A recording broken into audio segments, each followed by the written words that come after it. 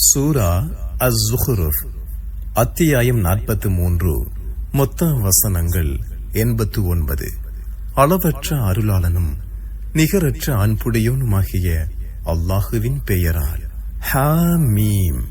தெளிவான வேதத்தின் மீது சத்தியமாக நீங்கள் விளங்குவதற்காக அரபு மொழியில் அமைந்த குர்ஆனாக இதை நாம் ஆக்கினோம். இது நம்மிடம் உள்ள தாய் ஏட்டில் உள்ளது. இது உயர்ந்ததும் ஞானம் நிறைந்ததுமாகும். நீங்கள் வரம்பு மீறிய கூட்டமாக இருக்கிறீர்கள் என்பதற்காக நாம் உங்களுக்கு அறிவுரை கூறுவதை விட்டு விடுவோமா? முன்னோர்களுக்கு எத்தனையோ நபிமார்களை அனுப்பியுள்ளோம். அவர்களிடம் எந்த நபி வந்தாலும் அவரை அவர்கள் கேலி செய்யாமல் இருந்ததில்லை. அவர்களை விட பல மிக்கவர்களை நாம் அளித்துள்ளோம். முன்னோர்களின் முன்னுதாரணம் சென்றுவிட்டது. வானங்களையும் பூமியையும் படைத்தவன் யார் என்று அவர்களிடம் நீர் கேட்டால், மிகைத்தவனாகிய அறிந்தவனே இவற்றை படைத்தான் என கூறுவார்கள். அவனே பூமியை உங்களுக்கு தொட்டிலாக அமைத்தான். நீங்கள் வழிகளை அடைவதற்காக அதில் பல பாதைகளை அமைத்தான். அவனே வானத்திலிருந்து அளவுடன் தண்ணீரை இறக்கினான். இறந்த ஊரை அதன் மூலம் உயிர்ப்பிக்கிறோம். இவ்வாறே நீங்களும் வெளிப்படுத்தப்படுவீர்கள். அவனே ஜோடிகள் அனைத்தையும் படைத்தான். கப்பல்களிலும் கால்நடைகளிலும் நீங்கள் ஏறி பயணம் செய்வதையும் உங்களுக்காக ஏற்படுத்தினான். நீங்கள் அதன் முதுகுகளில் ஏறி செல்வதற்காகவும் ஏறும் போது உங்கள் இறைவனின் அருட்கொடையை நினைப்பதற்காகவும் எங்களுக்கு இவற்றை வசப்படுத்தி தந்தவன் தூயவன். நாங்கள் இதற்கு சக்தி பெற்றோராக இல்லை. நாங்கள் எங்கள் இறைவனிடமே திரும்பிச் செல்வோர் என்று நீங்கள் கூற வேண்டும் என்பதற்காகவும் அவற்றை வழங்கினான். அவர்கள் அவனது அடியார்களில் சிலரை அவனில் ஒரு பகுதியாக பிள்ளையாக ஆக்குகின்றனர். மனிதன் தெளிவான நன்றி கெட்டவன். அவன் படைத்தவற்றில் பெண் மக்களை தனக்கு அவன் ஏற்படுத்திக் கொண்டு உங்களுக்கு ஆண் மக்களை தேர்வு செய்து விட்டானா? அளவற்ற அருளாளனுக்கு எதனை கற்பனை செய்தார்களோ அது பெண் குழந்தை குறித்து அவர்களில் ஒருவருக்கு நற்செய்தி கூறப்பட்டால் அவரது முகம் கருத்து விடுகிறது. அவர் கோபம் கொண்டவராகி விடுகிறார். அலங்காரம் செய்யப்பட்டும் வழக்கை தெளிவாக எடுத்துச் சொல்ல தெரியாமலும் உள்ளவற்றையா வணங்குகின்றனர்? அளவற்ற அருளாளனின் அடியார்களான வானவர்களை பெண்களாக அவர்கள் கற்பனை செய்துவிட்டனர். அவர்கள் படைக்கப்பட்டதை இவர்கள் பார்த்து கொண்டிருந்தார்களா? இவர்களது கூற்று பதிவு செய்யப்பட்டு விசாரிக்கப்படுவார்கள். அளவற்ற அருளாளன் நினைத்திருந்தால் அவர்களை நாங்கள் வணங்கி இருக்க மாட்டோம் என கூறுகின்றனர். இது பற்றி அவர்களுக்கு எந்த அறிவும் இல்லை. அவர்கள் கற்பனை செய்வோராகவே தவிர இல்லை. இதற்கு முன் அவர்களுக்கு ஏதேனும் ஒரு வேதத்தை நாம் கொடுத்தோமா? அதை அவர்கள் இதற்குரிய சான்றாக பற்றி பிடித்துக் கொண்டார்களா? அவ்வாறில்லை. எங்கள் முன்னோர்களை ஒரு வழியில் நாங்கள் கண்டோம். நாங்கள் அவர்களின் அடிச்சுவடுகளில் நடப்பவர்கள் என்றே கூறுகின்றனர். இவ்வாறே உமக்கு முன் ஒரு ஊருக்கு எச்சரிக்கை செய்பவரை நாம் அனுப்பும் போதெல்லாம் எங்கள் முன்னோர்களை ஒரு வழியில் நாங்கள் கண்டோம். நாங்கள் அவர்களின் அடிச்சுவடுகளை பின்பற்றுபவர்கள் என்று அவ்வூரில் சொகுசாக வாழ்ந்தோர் கூறாமல் இருந்ததில்லை. உங்கள் முன்னோர்களை எதில் கண்டீர்களோ அதை விட நேர் வழியை நான் கொண்டு வந்தாலுமா என எச்சரிக்கை செய்பவர் கேட்டார். எதனுடன் நீங்கள் அனுப்பப்பட்டுள்ளீர்களோ அதை நாங்கள் மறுப்பவர்களே என்று அவர்கள் கூறினர். எனவே அவர்களை தண்டித்தோம். பொய்யென கருதியோரின் முடிவு எவ்வாறு இருந்தது என்பதை கவனிப்பீராக. என்னை படைத்தவனை தவிர நீங்கள் வணங்குபவற்றை விட்டும் நான் விலகியவன். அவன் எனக்கு நேர்வழி காட்டுவான் என்று இப்ராஹிம் தமது தந்தையிடமும் தமது சமுதாயத்திடமும் கூறியதை நினைவூட்டுவீராக. இதையே அவரது வழித்தோன்றல்களிலும் நிலைத்திருக்கும் கொள்கையாக்கினான். இதனால் அவர்கள் திருந்தக்கூடும். அவ்வாறில்லை. உண்மையும் தெளிவுபடுத்தும் தூதரும் அவர்களிடம் வரும் வரை அவர்களையும் அவர்களின் முன்னோர்களையும் அனுபவிக்கச் செய்தேன். அவர்களிடம் உண்மை வந்தபோது இது சூனியம், இதை நாங்கள் மறுப்பவர்கள் என கூறினர். மக்கா, மதீனா ஆகிய இவ்விரு ஊர்களிலுள்ள மகத்தான மனிதருக்கு இந்த குர்ஆன் அருளப்பட்டிருக்க கூடாதா என கேட்கின்றனர். உமது இறைவனின் அருட்கொடையை அவர்கள்தான் பங்கிடுகிறார்களா? இவ்வுலக வாழ்க்கையில் அவர்களின் வாழ்க்கை வசதிகளை நாமே பங்கிடுகிறோம்.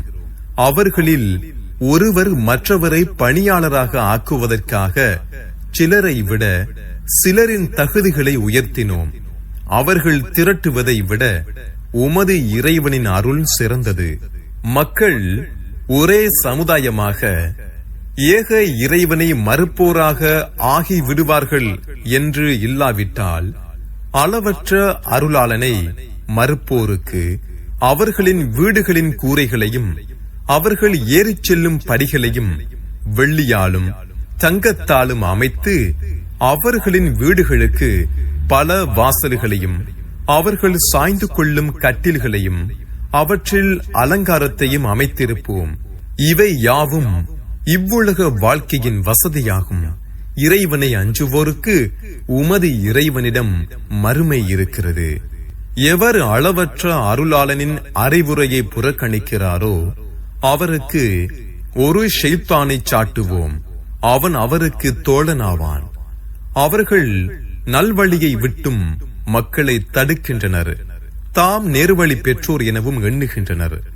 முடிவில் அவன் நம்மிடம் வரும்போது, எனக்கும் உனக்கும் இடையே கிழக்கிற்கும் மேற்கிற்கும் இடைப்பட்ட தூரம் இருந்திருக்க கூடாதா? நீ கெட்ட தோழனாவாய் என்று அவன் ஷைத்தானிடம் கூறுவான். நீங்கள் அநீதி இழைத்ததால் இன்று உங்களுக்கு எதுவும் பயன் தராது.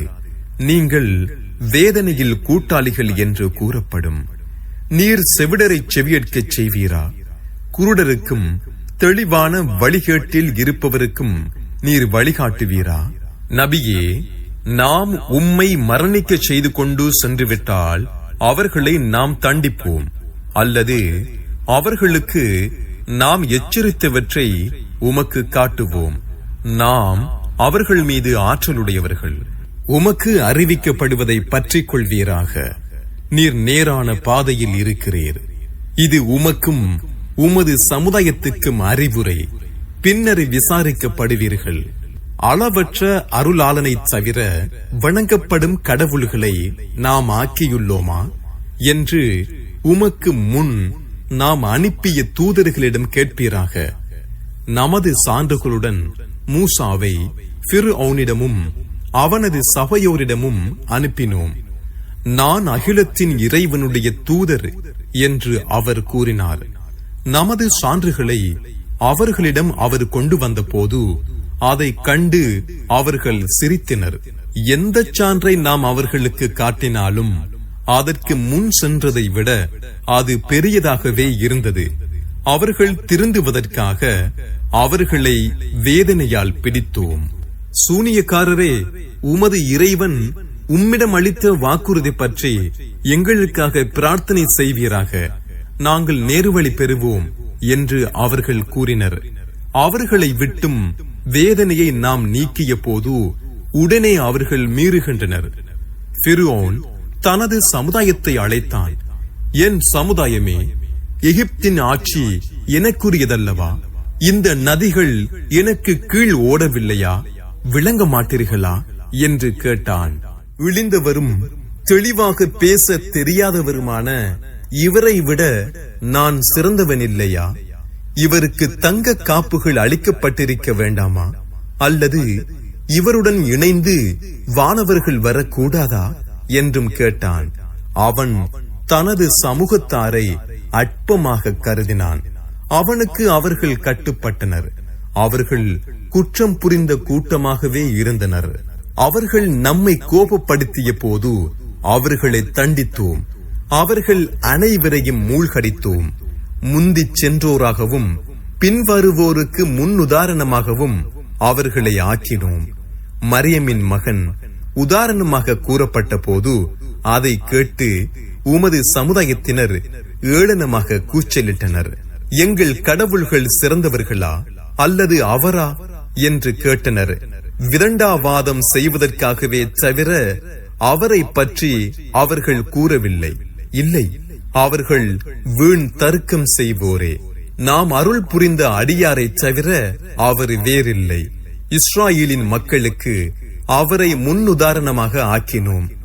நாம் நினைத்திருந்தால் உங்களுக்கு பகரமாக வானவர்களை இப்பூமியில் வழி தோன்றல்களாக ஆக்கியிருப்போம். அவர் ஈசா அந்த நேரத்தின் அடையாளமாவார். அதில் நீர் சந்தேகப்படாதீர். என்னையே பின்பற்றுங்கள், இதுவே நேர்வழி என கூறுவீராக. ஷைத்தான் உங்களை தடுத்திட வேண்டாம், அவன் உங்களுக்கு பகிரங்க எதிரியாவான். ஈசா தெளிவான சான்றுகளை கொண்டு வந்த போது ஞானத்தை உங்களிடம் கொண்டு வந்துள்ளேன். நீங்கள் முரண்பட்டதில் சிலவற்றை உங்களுக்கு தெளிவுபடுத்துவேன். எனவே அல்லாஹுவே அஞ்சுங்கள், எனக்கு கட்டுப்படுங்கள் என கூறினார். அல்லாஹுவே என் இறைவனும் உங்கள் இறைவனும் ஆவான். எனவே அவனையே வணங்குங்கள், இதுவே நேர்வழி என்றும் கூறினார். அவர்களிடையே பல்வேறு கூட்டத்தினர் முரண்பட்டனர். துன்புறுத்தும் நாளில் அநீதி இழைத்தோருக்கு வேதனை எனும் கேடு இருக்கிறது. அவர்கள் உணராத நிலையில் திடீரென்று யுக முடிவு நேரம் அவர்களிடம் வருவதை தவிர வேறு எதையும் அவர்கள் எதிர்பார்க்கிறார்களா? இறைவனை அஞ்சி நமது வசனங்களை நம்பி முஸ்லிம்களாக இருந்தோரை தவிர உற்ற நண்பர்கள் அந்நாளில் ஒருவருக்கொருவர் பகைவர்களாக இருப்பார்கள். என் அடியார்களே, இன்று உங்களுக்கு எந்த பயமும் இல்லை, கவலைப்படவும் மாட்டீர்கள், மகிழ்விக்கப்படுவீர்கள். நீங்களும் உங்கள் மனைவியரும் சொர்க்கத்தில் நுழையுங்கள் என்று அவர்களுக்கு கூறப்படும். தங்கத் தட்டுகளும் கிண்ணங்களும் அவர்களிடம் கொண்டு வரப்படும். அதில் உள்ளங்கள் விரும்புபவையும் கண்கள் இன்புறுபவையும் இருக்கும். அதில் நீங்கள் நிரந்தரமாக இருப்பீர்கள். இதுவே நீங்கள் செய்து கொண்டிருந்தவற்றின் காரணமாக உங்களுக்கு உரிமையாக்கப்பட்ட சொர்க்கம். அதில் உங்களுக்கு ஏராளமான கனிகள் உள்ளன, அதிலிருந்து சாப்பிடுவீர்கள். குற்றவாளிகள் நரக வேதனையில் நிரந்தரமாக இருப்பார்கள். அவர்களுக்கு தண்டனை குறைக்கப்படாது. அதில் அவர்கள் நம்பிக்கை இழந்திருப்பார்கள். அவர்களுக்கு நாம் தீங்களிக்கவில்லை, மாறாக அவர்களே தீங்களித்துக் கொண்டனர். நரக காவலரான மாலிகே, உமது இறைவன் எங்களுக்கு எதிராக மரணத்தை தீர்ப்பளிக்கட்டும் என கேட்பார்கள். நீங்கள் இங்கேயே இருப்பீர்கள் என்று அவர் கூறுவார். நாம் உங்களிடம் உண்மையை கொண்டு வந்தோம், எனினும் உங்களில் அதிகமானோர் உண்மையை வெறுப்பவர்கள். அவர்கள் ஒரு காரியத்தை திட்டமிட்டுள்ளார்களா? நாமும் திட்டமிடுவோம். அவர்களது ரகசியத்தையும் அதைவிட ரகசியத்தையும் நாம் செவியுறவில்லை என்று அவர்கள் நினைக்கிறார்களா? அவ்வாறில்லை. அவர்களிடம் உள்ள நமது தூதர்கள் பதிவு செய்கின்றனர். அளவற்ற அருளாளனுக்கு சந்ததி இருந்தால் அவரை நானே முதலில் வணங்குபவன் என நபியே கூறுவீராக. வானங்கள் மற்றும் பூமியின் இறைவனாகிய அரிஷின் இறைவன் அவர்கள் கூறுவதை விட்டும் தூயவன். அவர்கள் எச்சரிக்கப்பட்ட நாளை அவர்கள் சந்திக்கும் வரை மூழ்கி விளையாடுமாறு அவர்களை விட்டு விடுவீராக. அவனே வானத்திலும் இறைவன், பூமியிலும் இறைவன். அவன் ஞானமிக்கவன், அறிந்தவன். வானங்கள், பூமி மற்றும் அவற்றுக்கு இடைப்பட்டவற்றின் அதிகாரத்துக்குரியவன், பாக்கியம் பொருந்தியவன். யுகமுடிவு நேரம் பற்றிய அறிவு அவனிடமே உள்ளது. அவனிடமே நீங்கள் திரும்ப கொண்டு வரப்படுவீர்கள். அவனையன்றி அவர்கள் பிரார்த்திப்போர் பரிந்துரைக்கு உரிமையாளர்களாக மாட்டார்கள். அறிந்து உண்மைக்கு சாட்சி கூறியோரைத் தவிர அவர்களை படைத்தவன் யார் என்று அவர்களிடமே நீர் கேட்டால் அல்லாஹ் என்று கூறுவார்கள். எவ்வாறு திசை திருப்பப்படுகின்றனர்? என் இறைவா, அவர்கள் நம்பிக்கை கொள்ளாத கூட்டமாக உள்ளனர் என்று அவர் நபி கூறுவதை அறிவோம். அவர்களை அலட்சியப்படுத்துவீராக, சலாம் என கூறுவீராக. பின்னர் அவர்கள் அறிந்து கொள்வார்கள்.